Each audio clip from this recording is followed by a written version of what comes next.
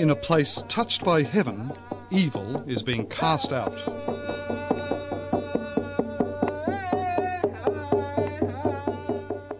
I'd really like to shed this monster off my back, off my heart, off my spirit. Terry Arlick was sexually abused. In this corner of Canada, his and other claims for compensation are sending the Anglican Church broke. But that's the cost of when people sexually abuse people. It destroys lives, and now the sins of the fathers unto the third and fourth generation. We're now paying the cost of something that happened a long time ago.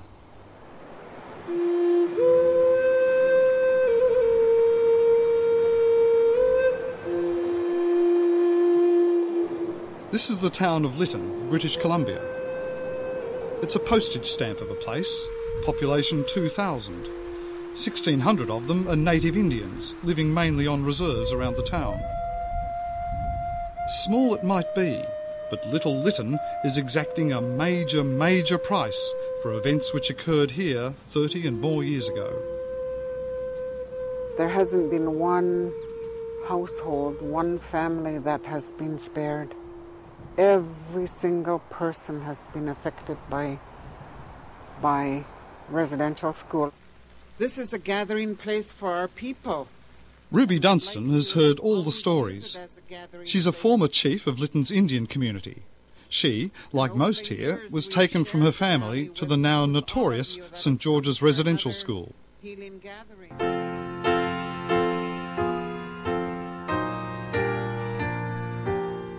St. George's was one of 130 schools run by the Anglican and other churches around the country. Native Indian kids were forced to board at the school, even though home might be just around the corner. Assimilation was the government policy of the time, the church a willing agent. I got rebellious, because I'd be just sitting in church for 2.5 hours, bored stiff, because who's God? I knew him as the creator. That's how I was brought up. And when they talk about God, I had no idea who they were talking about. The St. George's Residential School at Lytton is gone, burnt down years ago. All that remains is a boarded-up chapel, and, for the native Indians, memories of a catastrophic clash of cultures. It's a long time since anyone's set foot inside this church. And here in the vestry, a pretty clear sign of what some locals think of the Anglican Church. And who could blame them? Because right next door to this chapel, some unspeakable acts took place. The dormitory supervisor, Derek Clark, was meant to be looking after the welfare of the kids under his charge, but instead he was sexually abusing them. He would say, don't tell anybody, this is just between us, and then he would give me some fudge candy or any other candies that he would have in the room with him. He'd have the TV on loud enough where nobody could hear what was going on. Did you feel confused by that? Lost. Hurt, because it hurt while he was abusing me, and scared. I was... Every time I was in that room, I'd cry into that pillow there, and he just... Terry Arlick was 9 when the abuse started. It lasted till he was 14. At this healing gathering of Lytton's native Indians, Terry Arlick is the custodian of a sacred tradition, using scented smoke to cleanse the body and the soul. A lot of it is keeping up appearances, because Terry Arlick well remembers how Derek Clark abused him, and the day it all came out in a counselling session with a stick and a punching bag. I had so much rage, so much anger, so much pain.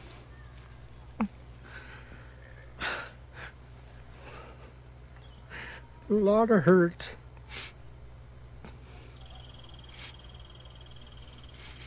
I didn't realize, that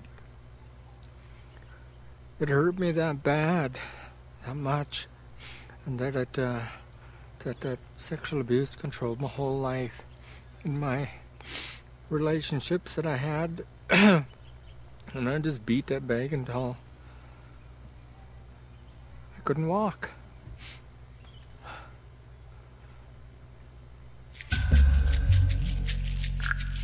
The man who abused Terry Arlick had sullied the souls of innocents. And in 1993, dormitory supervisor Derek Clark was convicted of serial sex offences. 2 years ago, one of Terry Arlick's best mates, Floyd Mowat, applied for compensation. The judge found that though Derek Clark was paid by the government, which funded the school, he answered to the church which administered the school. The judgment found that the church was guilty of a cover-up. We were found 60% liable, the government 40% liable, and we then knew that with the huge number of cases across the Canadian church, that we will not be able to survive as a national church, and some dioceses would not be able to survive simply because of the facts. The facts are abuse took place. Fact, we were 60% liable. Fact, the damages are more than our assets. And so that means you can't exist and you have to start again. So the diocese is kind of like a circle through different mountain valleys. Later this year, history will be made. The bishop's vast diocese, the Diocese of Caribou, will pay the ultimate price for the past. It will cease to exist. Caribou and the other Anglican dioceses operate as separate legal entities, so the debts of one aren't covered by the others. The Mowat case cost Caribou $250,000 in legal fees alone, and there are at least another 8 cases to come. We're financially exhausted. We're exhausted in all kinds of other ways. We're beyond grieving. We're beyond grieving losing our assets.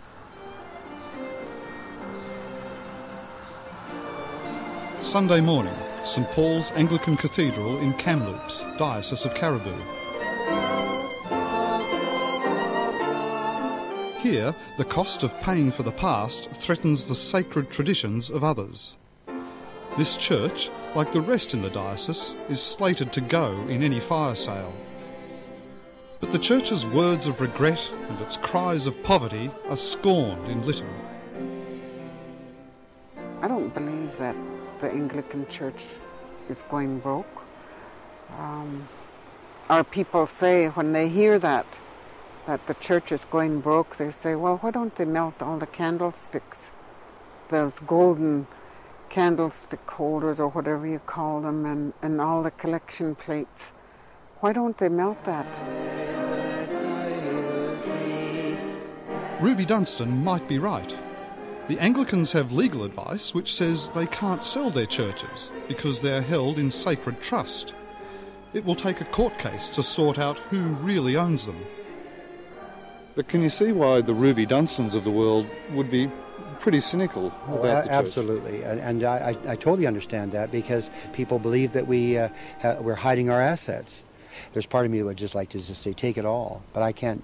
I mean, you can't give away things that don't belong to you. And the legal advice we have is that we hold it in trust. When people give money to a charitable organization for a particular cause, it has to be used for the cause for which it is given. But there's more trouble ahead. More compensation claims are emerging, snaking their way across the country. 2 more dioceses are headed the way of Caribou over separate sex abuse claims. Class action lawyers have lodged claims for physical abuse, emotional abuse, and for so-called cultural abuse. There are 700 so far, all ending up at the doorstep of Canada's Anglican primate, Archbishop Michael Piers. The Archbishop prepares for the Anglican General Synod, knowing it may be the last. The Church's national governing body, too, has been bitten by compensation claims and says it will be bankrupt inside 12 months.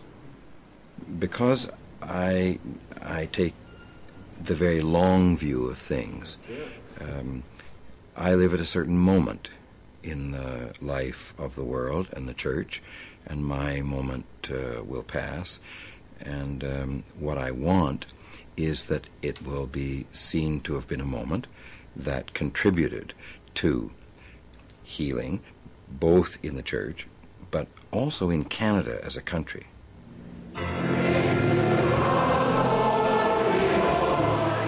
Adored inside this arena, there are some outside who see the primate not as a visionary, but blind to reality. 8 years ago, as details of the abuse at residential schools emerged, he offered native Indians an unreserved and unprecedented apology. I am sorry more than I can say that in our schools so many were abused physically, sexually, culturally, and emotionally. For 10 minutes, the primate detailed what he called the shame and humiliation of the church. And from the Anglican Church of Canada, I offer my apology. Presumably there are some who think that you're the captain taking the ship to the bottom of the harbour.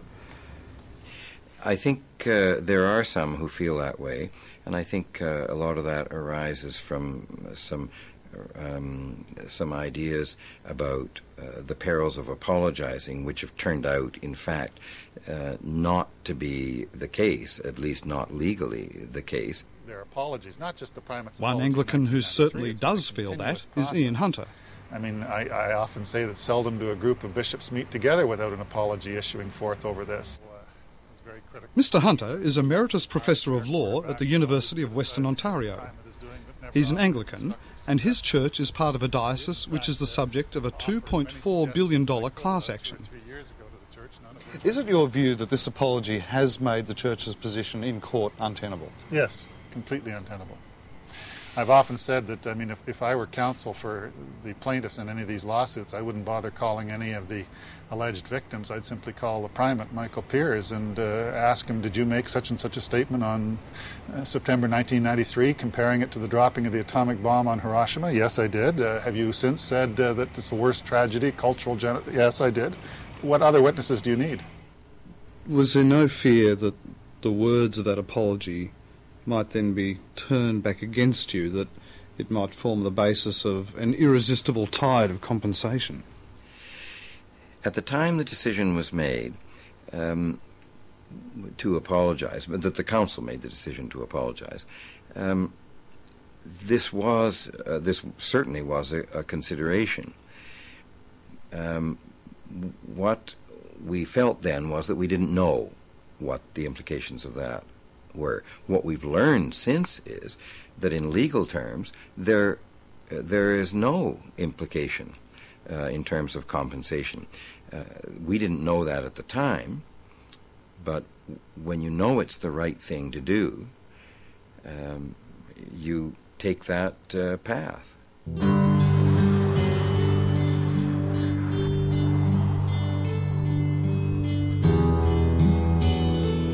The legal power of the Anglican Church's extraordinary apology has been tested only once.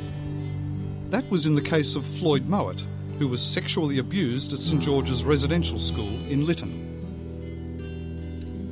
In that case, the judge made no mention of the apology in deciding against the church. The national debate was settled 3 years ago, when the federal government issued its own, less detailed apology. Canada's Deputy Prime Minister Herb Gray is responsible for the government's response to the residential schools issue. Isn't it true that if you apologise, as you've done, it's an admission of guilt? You're saying... No, I don't say that. I don't agree with that. We feel that this was the morally right thing to do. We don't see it being linked with any findings of the courts with respect to liability and... So the evidence is that a generalised apology does not prove an individual case. But there's now a flood of claims, and Herb Gray must try to break the legal logjam between the government, the church and complainants. There are over 4,000 individual cases. They're growing at the rate of 140 a month. If we don't take some action to resolve the matter, it could take 20, 24 years to have them work their way through the courts. For the Anglican Church, the court cases raise the risk of financial apocalypse.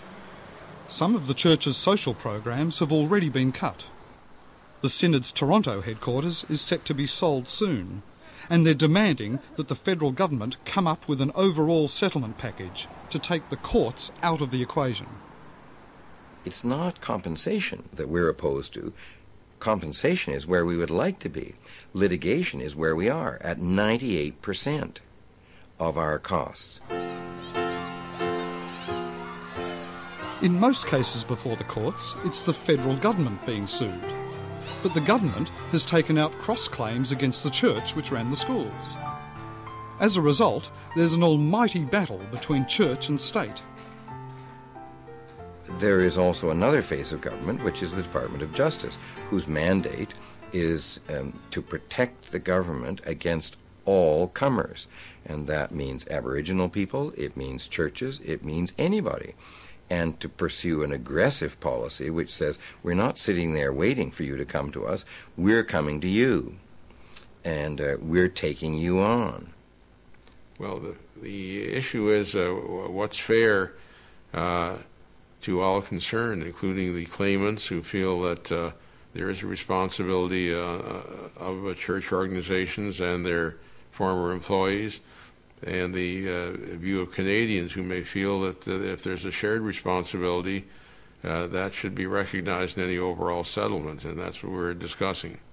We see Herb Gray says, look, we have to take a long time to get this right. We have to talk to the native people, all the churches, all of it. So give us time. Do you buy that argument? Well, that's the opinion of an institution which has two things in its favor: a lot of money and a lot of time. I work in an institution which doesn't have a lot of money and certainly doesn't have a lot of time. As a friend, as a leader, as a brother, so I extend my hand.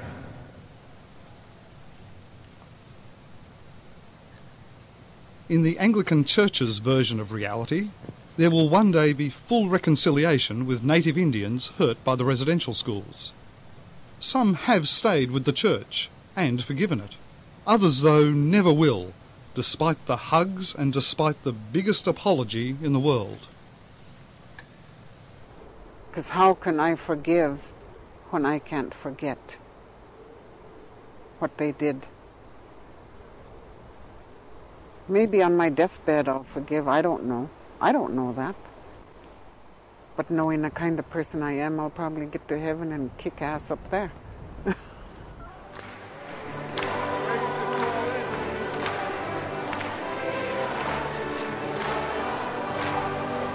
For the primate, there is some joy amid the pain. Having shown the moral courage to admit the truth, the Church's immediate future is being dictated by the courts and politicians.